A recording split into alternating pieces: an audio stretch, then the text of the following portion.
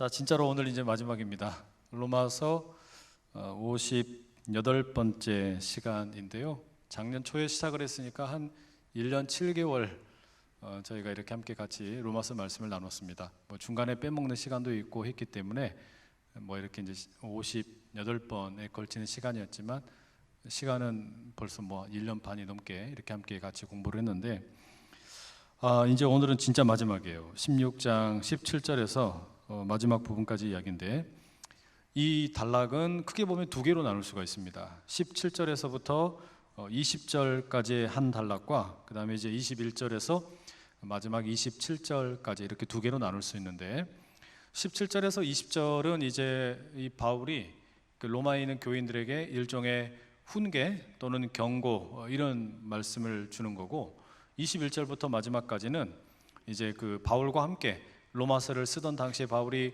고린도에 있었는데 그 고린도에 있는 교인들이 이제 로마에 있는 교인들에게 안부를 묻는, 문안을 묻는 그런 내용이라고 할 수 있습니다. 그러니까 지난주에 로마서 16장의 1절에서부터 16절까지는 바울이 개인적으로 알고 있는 로마에 있는 성도들을 향한 문안 인사였고 이제 오늘 이 21절에서 27절까지의 내용은 고린도에 있는 성도들이 로마에 있는 성도들에게 문안하는 거다. 이제 그런 이해를 가지고 저희가 이제 오늘 내용을 좀 읽어가면 좋겠습니다.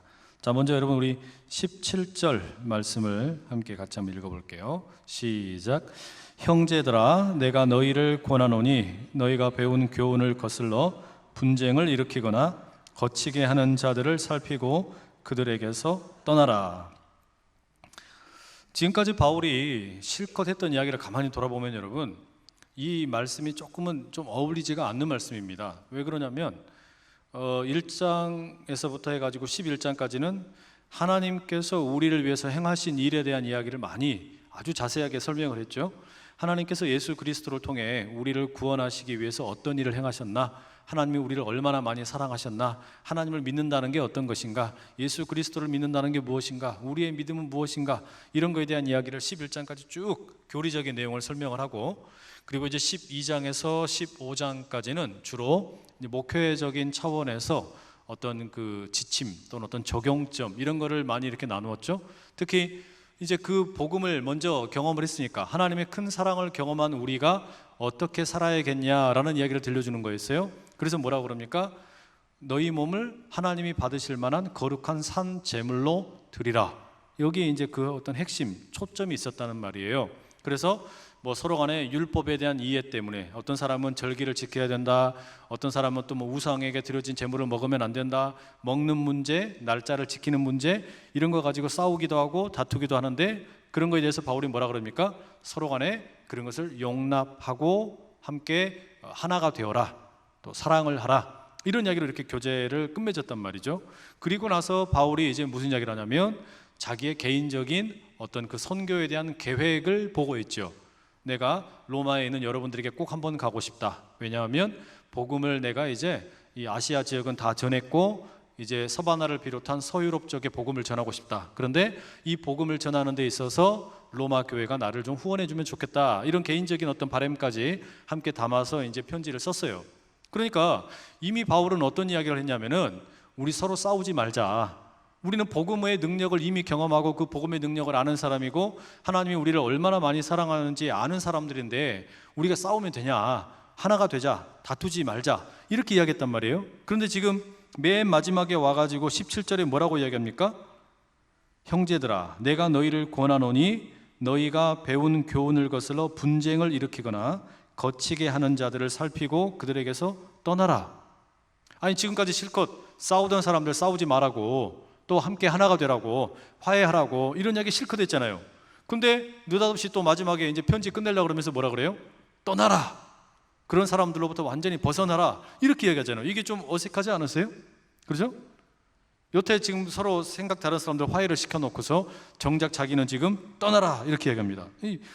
가만 보면 여러분, 근데 이 떠나라는 이야기를 하게 되는 어떤 배경을 보면 왜 이렇게 이야기하냐면 너희가 배운 교훈을 거스르는 어떤 분쟁을 일으키거나 또는 어떤 다툼이 있을 경우에는 떠나라 이야기예요. 무슨 배움입니까? 이게 복음이에요, 복음. 그러니까 복음에 대한 바른 이해로부터 떠나는 경우, 그러니까 복음으로부터 벗어나는 사람들의 이야기가 있거든. 그런 것을 조장하는 사람들, 분쟁을 만드는 사람들, 이런 사람들이 있거든. 떠나라라는 겁니다.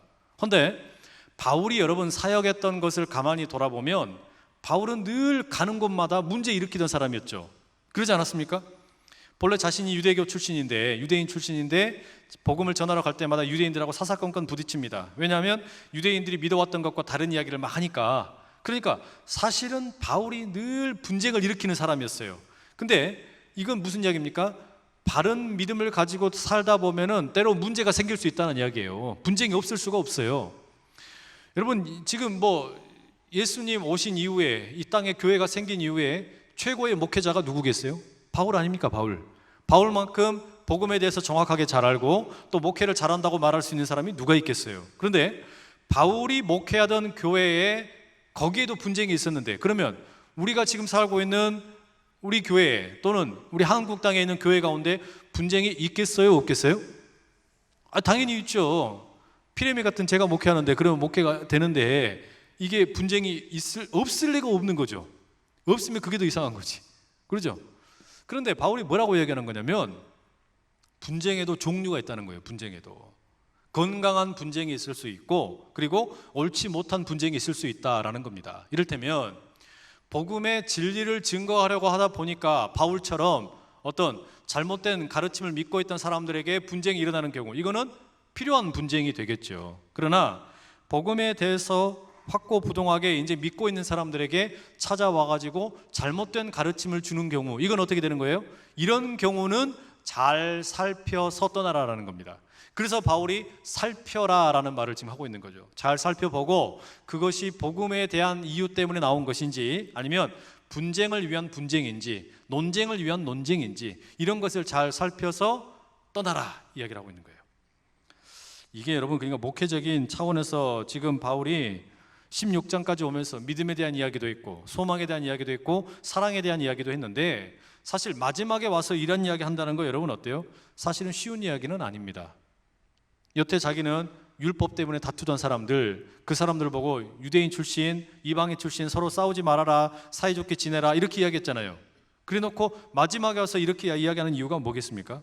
그 이유는요, 이게 지금 어떤 그 복음의 진리를 흔들려고 하는 이단과 같은 가르침들이 있을 수 있기 때문에 그런 겁니다. 그러니까 우리가 모든 걸 다 서로 간에 사랑으로 덮어주고 용납해주고 하나가 되고 이런 게 필요하죠. 그렇죠? 그런 게 필요한 게 사실이에요. 그러나 진리를 벗어나는 이야기일 경우에는 이게 용납해주고 사랑으로 덮어줄 일이냐 이 말이죠. 그러면 됩니까?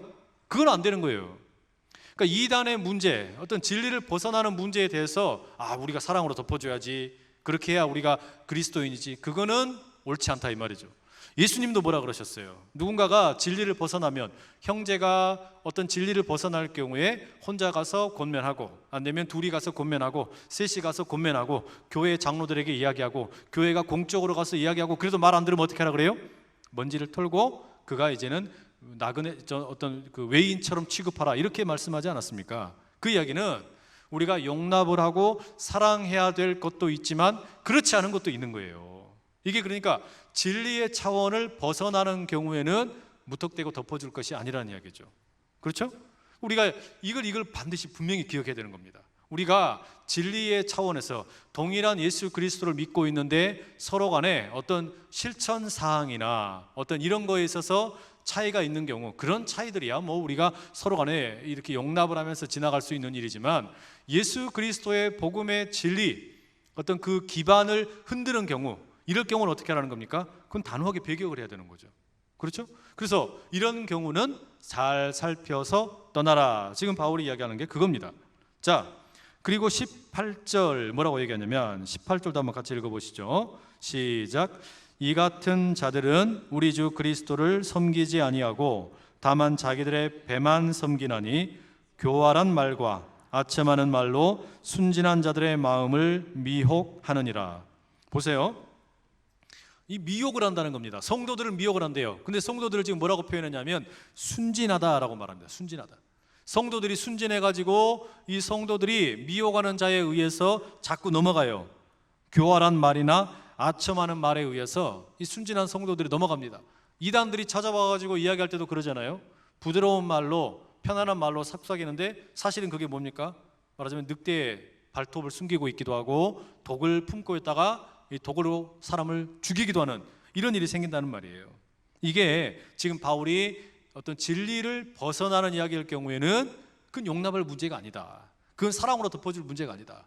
그러니까 여러분, 절대로 우리가 무슨 모든 것이 다 사랑으로 역사하는 게 맞지만 그 사랑으로 역사하는 것이 아닐 경우도 있다는 이야기예요. 말하자면 지금 그러니까 바울의 입장에서 보면은 이런 이야기 하기가 상당히 불편한 이야기인 거예요. 다 서로 사랑하고 용납하라 그랬지만 그러나 진리를 벗어나는 일이 있을 경우에 그것은 우리가 떠나야 될 일이지 마음껏 품는다고 될 일이 아니다는 이야기죠. 이단에 대한 대처를 보면 우리가 잘 알 수 있습니다.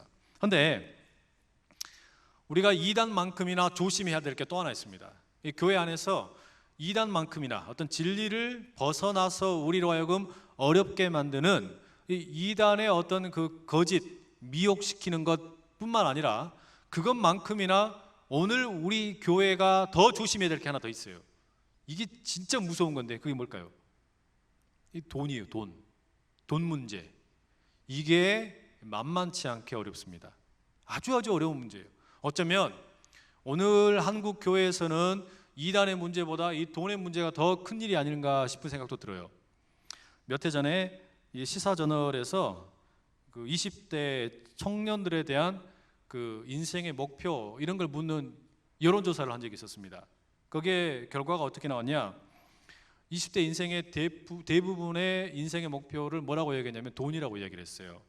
근데 거기에 대한 어떤 구체적인 설문조사의 내용이 기가 막혀요. 명예보다 돈을 더 중요하게 생각한다라는 사람이 61.8%, 돈으로 행복을 살 수 있다라고 생각하는 사람이 43.8%, 착하고 성격 좋은 사람보다 돈 많은 사람하고 결혼하겠다는 사람이 67.1%, 결혼해서 가난하게 사느니 혼자 살겠다라는 사람들이 10명 중에 6명, 60%. 이게 우리나라 20대 젊은이들의 가치관이라는 겁니다. 그러니 여러분, 이런 가치관을 가지고 있는 사람들이 교회에 들어왔을 때 이 복음을 제대로 흡수할 수 있겠어요? 흡수가 잘 안 되겠죠. 그러면 이 어떤 그런 자기가 가지고 있는 돈이 중요하다라고 하는 가치관과 복음의 가치관이 딱 부딪히면 이게 반드시 문제가 생길 수밖에 없는 겁니다.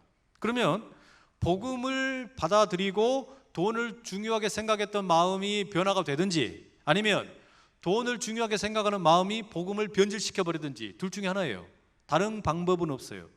예수님께서도 누가복음 말씀에 한 사람이 두 주인을 섬길 수 없다, 하나님과 재물을 겸하여 섬길 수 없다 이렇게 말씀하지 않으셨습니까? 그만큼 이 돈이라는 것이 우리를 묘하게 이렇게 어렵게 만드는 경우가 참 많은데요. 근데 20대 젊은 사람들만 그런 게 아니라 사실은 교회 안에 있는 많은 성도들의 가치관 속에 이 돈이라는 것이 깊게 뿌리내려 있는 경우가 참 많습니다. 이게 안타깝게도 사실이에요. 며칠 전에 7월 12일 날 국민일보에 실려 있는 어떤 기사를 보고 참 안타깝다라는 생각이 들었습니다. 이런 내용입니다. 제가 이건 좀 설계를 좀 자세하게 좀 해드리겠습니다.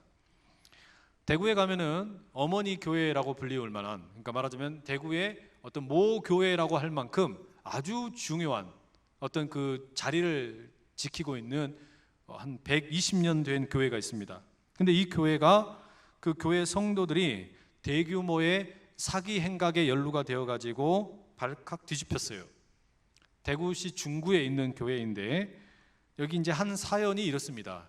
60대 초반에 한 권사님이 몇 년 전에 아주 그 그럴듯한 이야기를 하나 들으신 거예요. 그게 뭐였냐면 이 같은 교회에 출석하는 어떤 안수 집사님이 있었는데 이 안수 집사님이 그 병원의 어떤 사업에 투자자를 모집한다라는 이야기를 들은 겁니다. 그러면 여기에다가 자기가 혹시 여윳돈이 있으면 맡겨주면 거기에 많은 어떤 이익을 벌어주겠다라고 한 거예요. 그래가지고 이걸 투자를 해도 될까 말까 수소문을 해봤죠. 그 안수 집사님에 대해서도 조사를 해봤단 말이에요. 괜찮은 것 같아요.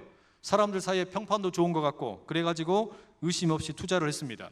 그런데 이 투자를 하게 된 그 말하자면 이 권사님이 막 돈을 맡긴 사람이 누구냐면 안수 집사님인데 그 교회에 30년이 넘게 다닌 성도님이었어요. 그러니까 안수 집사님이에요. 그리고 대구시에 있는 산하 공공병원인 모 의료원의 원무과장입니다. 그러니까 상당히 직책이 있는 분 아닙니까? 근데 그분이 한 5년쯤 전에 자신이 이제 그 자기가 병원에 근무하고 있는데 그 매점, 주차장 이걸 자기가 위탁 관리하게 되었다고, 그러니까 투자를 해주시면 내가 이걸 운영을 해서 운영 수익을 나눠주겠다, 배당금을 주겠다, 투자금의 2.5%를 주겠다라고 이렇게 모집을 하기로 한 거예요. 그리고 주로 그 투자자를 어디에서 모집을 했냐면 같은 교회에 다니는 성도들을 대상으로 모집을 한 겁니다. 그러니까 이제 한 사람 한 사람 뭐 이 안수 집사고 하니까 30년이나 같은 교회 다녔으니까 또 직장도 번듯하니까 사람들이 솔깃해가지고 투자를 많이 했어요. 뭐 표준 계약서도 썼겠다. 실제로 또 초창기에는 이 돈 넣은 거에 대해서 꼬박꼬박 배당금도 잘 나왔습니다. 이러니까 많은 사람들이 뭐 적게는 한 수백만 원 투자한 분도 있고 많은 분은 10억이 넘게 투자한 분도 있었어요. 근데 이분의 이 사기 행각이, 이 투자 방식이 좀 이상하다라고 생각하는 한 분이 계셨는데 직접 사실을 확인을 해본 겁니다. 병원에 문의를 했어요. 그랬더니 그 관련 사업 내용, 자신이 위탁을 해서 운영한다는 사업이 다 가짜인 거예요. 이게 다 가짜니까 이제 어떻게 됩니까? 투자했던 사람들 완전히 난리 난 거죠. 그래가지고 이 안수 집사님이 제시했던 계약서도 가짜, 배당금을 사람들에게 나누어 주겠다 그랬는데 이 배당금은 투자한 사람들의 그 투자금을 가지고 돌려막기 했던 거예요. 지금까지 계속. 그래가지고 이게 11일 날 대구의 그 수서경찰서에 이 교회에 소속되어 있는 성도 3명이 이 안수 집사를 고발을 한 거예요. 그래가지고 고소가 들어간 겁니다. 이때 표면 위로 드러난 피해 금액이 13억 5천만 원이었어요. 근데 그거는 그냥 사람들이 이제 실제로 고발을 한 사람들의 금액만 그렇게 된 거고, 실제 피해 규모는 뭐 알려진 바로는 적어도 100명 이상, 금액으로는 100억 이상일 것이다 라고 지금 추정이 되고 있는 겁니다. 근데 문제는 뭐냐면 이런 투자를 한 사람들 가운데 많은 사람이 그 교회 장로, 권사, 안수집사 이런 교회 직분자들이 상당수가 연루가 되어 있다 보니까 교회 말도 못하고 누구한테 말도 못하는 거예요. 이게 말을 못하고 그냥 끙끙 앓고 다른 사람들이 알까 봐 그냥 걱정만 하고 있는 겁니다. 여러분, 이게 정말 조심할 일이에요. 이런 일 교회 한번 생기면 교회 발칵 뒤집힙니다. 무너져 버려요. 절대로 교회 안에서 이런 금전거래 없으시기를 축복합니다. 왜냐면요, 교회 다니는 성도들이 순진하기 때문에 그런 거예요. 우리는 여기서 하나님을 믿는다, 우리에게는 같은 소망이 있다, 서로 사랑한다, 이러다 보니까 어떻습니까? 상대방에 대해서 잘 믿어요. 그리고 또 좋은 조건이다 그러니까 쉽게 또 마음을 열고 투자도 하고. 그런데 여러분, 돈이 개입되는 경우는 이 악한 사탄 마귀가 사람들의 마음을 얼마나 긁어버린지 몰라요. 불편하게 만든지 몰라요. 아마 우리 교회 지금 여기 앉아 계신 분들 중에도 그런 분들 계실 겁니다. 남편 몰래 아내가 어디에다가 투자를 했다가 그냥 완전히 홀라당 까먹은 경우도 있고, 아내 몰래 남편이 그런 경우도 있고, 이런 경우 생겨가지고 가정의 위기가 빠지는 경우들이 수두룩합니다. 너무너무 많아요. 게다가 교인들끼리 이렇게 금전거래가 딱 생기고 나면은 이게요, 성도 사이의 인간관계만 깨지는 게 아니라 신앙까지 완전히 와르르 무너져 버립니다. 와르르 무너져 버려요. 이게 그렇기 때문에 누군가가 돈을 빌려달라 그러면 내가 그냥 못 받을 셈 치고 줄 수 있으면 그냥 줘버리고, 금전거래를 할 걸로 같이 투자를 하고 같이 사업을 하자, 그럴듯한 이야기가 들리면 그냥 서로 예의를 지키고 하지 않는 게 제일 좋습니다. 그게 제일 좋아요. 혹여나 거기에 대해서 앞날을 우리가 서로 간에 약속을 못 하는데 그것 가지고 만약에 분쟁이 생기고 나면은요, 이게 바깥에서 일어나는 경우랑은 또 다르단 말이에요. 교회 안에서 이런 문제 생겨버리고 나면은 이제 신앙이 완전히 그냥 확 무너져 버린 거예요. 어떻게 교회 다니는 사람이 그럴 수 있냐 이러면서 이제 서로 간에 분쟁이 생긴단 말이에요. 이게 기가 막혀요. 이게 말하자면 여러분, 우리가 성도들끼리 서로 사랑하니까, 서로의 교제하니까, 그러다 보니까 믿고 그렇게 하는 건데, 그거를 우리의 순진한 마음을 이 악한 사탄 마귀가 사람들 마음에 탐심을 심어놓고 이기심을 심어넣어서 이런 일들을 교묘하게 조장한단 말이에요. 그러니까 혹시라도 여러분, 제가 여러분들에게 가가지고 돈 빌려달라 그러면 팍 쌩까세요. 모른 척 하시라고. 제가 여러분들을 보고 돈 달라고 할 일도 없지만 굶어 죽으면 죽었지 제가 그렇게는 안 합니다. 그렇게 하면 안 되는 거예요. 목회자가 그렇게 하면 안 돼요. 그리고 성도들끼리도 그렇게 하면 안 돼요. 그게 내 신앙을 지키는 길이고 교회를 지키는 길이에요. 그래야지 그냥 우리가 이걸 가지고서 성도들끼리 이렇게 돈이 오고 가게 되면은 이제 이게 복잡해집니다. 저는 개척교회도 있어봤고 소형, 중형교회, 대형교회 이렇게 거치면서 이런 금전사고가 없는 교회를 본 적이 없어요. 다 생겨요. 어떤 식으로든 이게 생기더라고요. 심지어는요, 개척교회 건축을 위해서 그렇게 막 그냥 마음을 쏟고 이렇게 하면은요, 어떤 분들이 그 성도로 위장해서 딱 그 등록을 합니다. 그리고는 한 1년 정도 열심히 해요. 그래 놓고는 우리 교체합시다, 건축합시다. 건축 딱 지어놓고 건축을 자기가 건축주가 됐다 해. 그래 놓고는 돈 받아놓고 날라버려요. 그리고 나면요, 개척교회 문 닫습니다. 빚쟁이들만 다 모여 있는 거예요. 그러면 제가 그런 경우를 수도 없이 봤어요. 그런, 말하자면 이런 어떤 그 악랄한 범죄, 교회를 대상으로 그런 범죄를 전문적으로 하는 사람들도 있어요. 이게 얼마나 심각한지 모릅니다.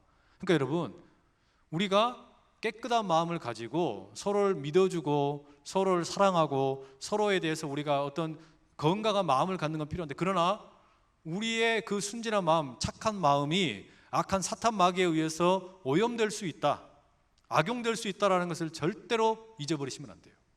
그러니까 때로는 우리가 아주 그냥 칼로 그냥 딱 자르듯이 그냥 확실하게 잘라야 되는 거예요. 안 돼. 안 되는 건 안 되는 거예요. 그거를 가지고 유야무야 넘어간다, 우리가 서로 사랑하니까 덮어주자, 그건 없어요. 그렇게 하면 안 돼요.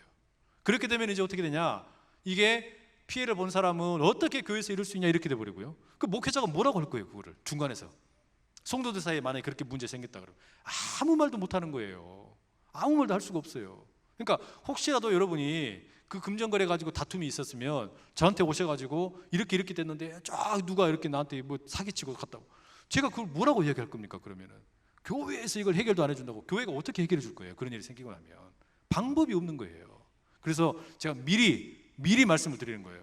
저한테 오셔도 해결이 안 되기 때문에 해결할 방법이 없기 때문에. 그래서 제가 드리는 건 뭐냐, 예방의 차원에서 말씀을 드리는 거예요. 금전거래 하지 마세요. 금전거래 절대 하지 마세요. 금전거래를 하는 순간 우리 신앙을 흔들어 버려요. 그러면 이런 일이 왜 생기는 거 있어요? 이런 일이 생기는 이유는요, 사실은 우리 안에 돈에 대한 어떤 그 욕심이 있기 때문에 생기는 거 아니겠습니까? 그러니까 어때요? 혹해가지고 거기에 이렇게 마음이 팔린단 말이에요. 거기에 대해서 그래서 바울이 뭐라고 그럽니까? 19절에 이렇게 얘기하죠. 너희의 순종함이 모든 사람에게 들리는지라. 그러므로 내가 너희로 말미암아 기뻐하노니 너희가 선한데 지혜롭고 악한데 미련하기를 원하노라. 오늘 본문에, 오늘 설교 제목이에요. 선한데 지혜롭고 악한데 미련하기를 원하노라. 이게 무슨 이야기겠습니까? 하나님께서 선하게 여기시는 일, 하나님이 기뻐하시는 일, 여기에 대해서는 많이 지혜롭고 많이 연구해야 되지만 하나님께서 악하게 여기시는 일, 여기에 대해서 뭐라고요? 미련해라는 겁니다. 몰라버리라는 거예요. 눈길도 주지 말라는 거예요. 발길도 닿지 말라는 거예요. 쳐다도 보지 말라는 거예요. 그런 거는 거기에 대해서는 관심을 갖지 말라는 거예요. 그런데 우리가 왜 그러니까 이런 유혹이 찾아오면 자꾸 넘어가요? 선한데 지혜롭지를 못하고 선한데는 미련하고 악한데 지혜로워지려고 그러니까 그런 거 아니에요. 그죠? 그러니까 돈 조금 더 준다 그러니까 어떻게 솔깃해가지고, 그러니까 거기에 대해서 그냥 콜라당 그 마음 맡겨버리고 돈 맡겨버리고 이래가지고 나중에 뒤늦게 후회한단 말이에요. 그러니까 우리가 기도 제목을 바꾸세요. 뭐라고 하면 됩니까? 하나님, 제가 선한데 지혜롭고 악한데 미련하게 해주십시오. 그러면 되는 거 아니에요. 그래서 선한데 하나님께서 선하게 여기시는 일에는 제가 지혜롭고, 하나님의 뜻을 어그러뜨리려고 하는 악한 일에는 제가 미련하게 해주십시오. 어떤 이단에 대해서 또는 어떤 돈에 대해서, 성적인 유혹에 대해서, 이런 것들에 대해서는 아예 제가 미련하게 해주십시오. 그런 거에 눈을 뜨지 말아버리면 된다 이 말이에요. 거기에 대해서 자꾸 알고 싶어하고 관심을 갖고 싶어하고 그렇게 되면 어떻게 되는 거예요? 문제가 생기는 거예요. 그때부터. 그러니까 단순해요. 내가 선한데 지혜롭고 악한 데는 미련해버리자. 모두 다 그렇게 미련해지실 수 있기를 축복합니다. 그게 답이에요. 그것밖에 없어요.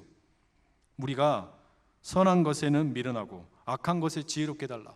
이건요 정말 우리가 계속해서 이 교회 공동체의 거룩을 유지하기 위해서 날마다 기도해야 될 내용입니다. 우리 개인의 문제만이 아니라 이것은 우리 공동체의 문제이기 때문에 더욱더 중요하다는 말이죠. 자, 그러면서 바울이 20절 그 앞부분에 보면은 이렇게 이야기합니다. 그 자막으로 띄워놨는데요, 함께 읽어보실게요. 평강의 하나님께서 속히 사탄을 너희 발 아래에서 상하게 하시리라. 이게 무슨 이야기겠어요? 선한데 지혜롭고 악한데 미련한 그 성도들로 인하여 그 악한 사탄 마귀가 이제 우리들의 발 밑에서 머리통이 깨지게 될 것이다, 이 이야기예요. 하나님께서 그렇게 막 지근지근 밟으실 거라는 이야기예요. 이건 여러분 그 창세기 배경으로 이해를 하면 훨씬 더 이해가 쉽습니다. 창세기에서 뭐라 그랬냐면 아담과 하와를 유혹하던 그 뱀이라는 놈이 있었죠. 이 뱀에 대해서 하나님이 저주하셨어요. 너는 평생 이제 땅을 기어다닐 것이고 배로 기어다니고 여자의 후손이 너의 머리를 때려 부실 것이다, 이렇게 얘기했단 말이에요. 그 예수 그리스도께서 오셔서 그 악한 사탄의 그 머리통을, 대갈통을 확 박살냈어요. 깨졌어요. 그런데 그렇게 완전히 아작을 내놨는데, 그런데 이게 완전히 다 끝나지 않고 아직 꼬리가 자꾸 왔다리 갔다리 하죠. 아직도 살아있다고 자기가 까불고 있단 말이에요. 이런 그 아직 끝장나지 않은, 아직도 꿈틀거리는 이 악한 놈이 성도들의 삶의 침투에 들어와서 어떻게 하는 거예요? 우리를 흔들어 대는 거예요. 그러니까 뭐라 그래요? 우리가 선한데 지혜롭고 악한데 미련하면 그 꼬리까지 다 어떻게 한다는 거예요? 밟아서 뭉개게 될 거다, 이 말이에요. 이 일이 있어야 되는 거예요. 그러니까 처음부터 선한 데는 눈을 뜨고 악한 데는 눈을 감아버리면 되는 거예요. 그래야 어떻게 되는 겁니까? 이 뱀을 그냥 우리가 이길 수 있는 거죠. 그런다고 뭐 이 뱀을 뭐 우리가 뭐라 한다고 동물원에 있는 뱀을 갖다 다 구하다가 막 그냥 드시라는 이야기가 아니에요. 뭐 날도 덥고 그러니까 그런 이야기가 아니고, 사탄의 그 마귀의 어떤 그 계략을 우리가 선한데 지혜롭고 악한데 미련하면 이기게 될 줄로 믿습니다. 근데 여러분 가만히 생각해 보세요. 지금 이 17절에서 20절의 이야기를 우리가 가만히 읽었는데 이런 이야기를 지금 목회자가 하기가 쉬웠겠습니까? 어려웠겠습니까? 어려운 이야기예요.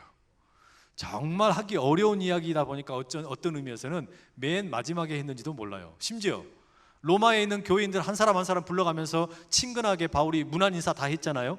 인사 다 해놓고 나서 뭐라 그러면 너희들 조심해라, 이거 아니에요. 지금 절대로 이런 일 하면 안 된다, 경고의 훈계를 막 하고 있는 거예요. 이게 여러분 왜 이게 지금 하기가 어려운 이야기냐면 성도들에게 가장 실제적인 이야기인데, 돈 조심해라, 무슨 이렇게 이단 조심해라, 이런 이야기 쉽지 않은 이야기예요. 하기가 어려운 이야기예요. 성도들의 실제적인 삶인데, 반면에 여러분 설교자가 하나님이 무슨 일을 행하셨나 이런 이야기는요, 밤새도록 해라 그래도 그냥 입에서 막 줄줄 나오는 거예요. 하나님이 여러분 우리를 얼마나 많이 사랑하신지 아십니까? 예수님을 우리에게 보내셔서 우리를 십자가의 그 죽으심으로 우리를 건져주시고 살려주시고, 우리가 다시 예수님께서 부활하셔서 새로운 몸을, 부활의 몸을 입으신 것처럼 우리도 그런 부활의 몸을 입게 될 것입니다. 하나님께서 행하신 일, 이런 복음에 대한 증거 그냥 장황하게 막 늘어놓고, 그 다음에 우리가 그 복음을 따라서 우리가 거룩한 산 제물로 우리 자신을 막 꼬실라 드립시다, 할렐루야, 아멘, 막 이렇게 하면서 제가 여러분 전체를 다 뒤집어 놓고 막 그냥 아멘, 아멘, 아멘 이렇게 만들 수 있어요. 밤새도록 이렇게 해가지고. 근데 진짜 하기 어려운 이야기는 뭐예요? 돈 이야기는 어려워요. 돈 이야기는 어려운 거예요. 그러죠? 이게 훨씬 더 어려운 이야기예요. 이런 이야기, 여러분이 받은 교훈으로부터 떠나게 만드는 악한 미혹하는 영들로부터 떠나십시오. 이게 어려운 이야기예요. 그래서 어떤 의미에서는 바울이 고심하다가 복음에 대해서 그렇게 자세하게 이야기하고, 그리고 우리가 그러면 이제 우리의 삶을 거룩한 산제물로 드립시다 이야기하고, 그 다음에 심지어는 자기 선교에 대한 계획도 다 이야기하고, 그리고 안부 인사까지, 문안 인사까지 다 하고, 그리고 나서 조금 하고 있는 거예요. 이게 그만큼 어려운 이야기예요. 그만큼 어려운 이야기. 왜냐? 실제로 이런 일들이 많은데 이게 혹시라도 성도들에게 상처될까 봐 겁나기도 하고, 이런 이야기 잘못해가지고 혹시 또 불편해지면 어떨까, 그런 이야기도 들고, 이런저런 생각하다가 어떤 의미에서는 바울이 고심하다가 지금 이 내용을 여기다 집어넣었을지도 모르겠어요. 이거 이야기하려면 앞부분부터 처음부터 이야기했으면 좋잖아요. 그죠? 날짜, 율법의 날짜를 어떻게 지킬 거냐, 재물에 우상에게 드려진 재물을 먹을 거냐 말 거냐, 이런 거에 대해서는 그렇게 중요하게, 너무 중요한 문제이기 때문에 앞에서 다루기도 다루었지만 실상 죽고 사는 이야기는 아니거든요. 근데 돈 문제는 아니에요. 이당 문제는 아니에요. 이거는 정말 이게 이제 사람들의 피부에 확 와닿는 이야기인데, 그러다 보니까 너무 조심스럽게 이렇게 이야기하고 있다는 말이죠. 그러니까 저도 이렇게 이야기하지만 조심스럽게 이야기하는 거예요. 혹시라도 여기 있는 분 중에 한 분이라도 그런 분 계시면 어때요? 스스로에 대해서 어떻게 느껴지시겠어요? 괜히 힘든 마음 드시지 않겠어요? 이런 이야기 나오면. 그러나 늦었더라도 돌이키실 수 있기를 축복합니다. 늦었더라도 돌이켜야 돼요. 여기서는 돌이켜서 하나님이 기뻐하실 만한 선한 데 지혜롭고 악한 데는 미련할 수 있기를 간절히 축복합니다. 자, 그리고 이제 두 번째 단락은 마지막 21절에서 27절까지 이어지는 내용입니다. 아까 말씀드린 것처럼 여기 나오는 이름들은 바울과 함께 지금 고린도 교회에 함께 있는 사람들이에요. 그 근처에서 바울과 함께 교제하면서 있었던 사람들이에요. 이 사람들이 지금 로마에 있는 한 번도 가본 적이 없는, 얼굴도 잘 모르는 사람들에게 이 편지를 통해서 문안 인사하고 있는 겁니다. 이거 비유하자면 그런 거예요. 우리 교회를 향해 어디 저기 아프리카에 있는 어떤 흑인 교회에서 문안 인사를 보내는 겁니다. 또 저기 뭐 러시아에 있는 교회에서 우리에게 문안 인사를 보내는 거예요. 또 어제 미국에 있는 교회에서 문안 인사를 보내고, 영국에서, 일본에서, 중국에서, 싱가포르에서, 베트남에서, 대만에서 이런 교회들에서 우리에게 다양한 그 언어권의 사람들이 문안 인사를 하는 거예요. 왜 그게 가능해요? 우리가 같은 하나님을 믿기 때문에, 같은 예수 그리스도를 믿기 때문에 우리가 민족이 다르고 언어가 다르지만 서로가 서로에게 문안 인사를 할 수 있는 겁니다. 우리가 이런 세계적인 교회 될 수 있기를 축복합니다. 이게 무슨 이야기냐면요, 우리가 이 땅에서 이렇게 하나님을 믿고 예수님을 구주로 영접을 하고 성령님 붙들고 살고 있지만 우리만큼이나 성령님을 사모하면서 힘있게 교회를 섬기는 지구촌에 수없이 많은 그리스도인들이 있다는 말이에요. 이거는요, 우리로 하여금 하나님의 세계의 광활함을, 그 큰 세계를 바라보게 만들어주죠. 그 하나님의 세계가 얼마나 큰지를 우리에게 깨닫게 해주는 거예요. 아, 하나님의 그 역사에 내가 일부분에 불과하구나. 우리 스스로를 겸손하게 만들어주고, 동시에 이 그리스도인들이, 전 세계에 흩어져 있는 그리스도인들이 한 마음을 가지고 마지막 때에 모여서 이제 찬양할 그 말을 아름다운 종말론적인 예배에 대한 어떤 비전도 우리가 보게 하는 겁니다. 고린도와 로마 사이에 서로 간에 왕래를 했던 것처럼 이 지구촌에 있는 교회들이 그렇게 함께 왕래를 하는 거예요. 그래서 이제 여름이 되면 우리가 뭐 이렇게 단기 선교를 가는데, 물론 단기 선교가 어떤 의미에서는 그 현지에 있는 선교사님들이나 현지인들에게는 때로 좀 무례한 일이 될 수도 있어요.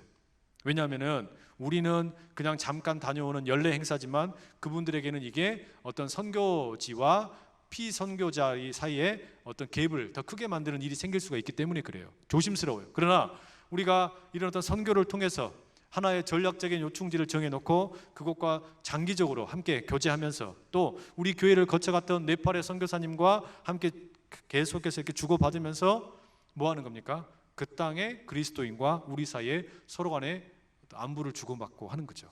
자, 바로 그런 차원에서 바울이 지금 이제 자신과 함께 옆에 있는 사람들을 이름을 적기도 하고 그들이 인사를 나눕니다. 21절에 보면 디모데가 나오죠.